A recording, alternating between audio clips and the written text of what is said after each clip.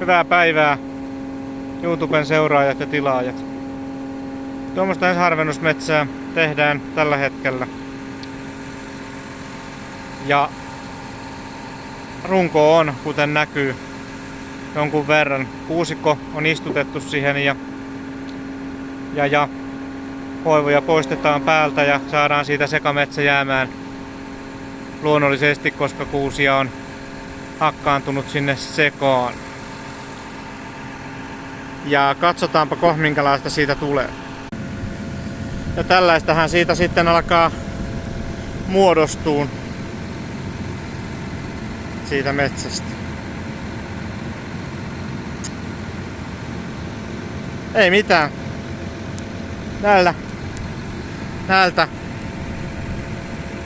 sijoilta niin voidaan jatkaa harjoituksia eteenpäin.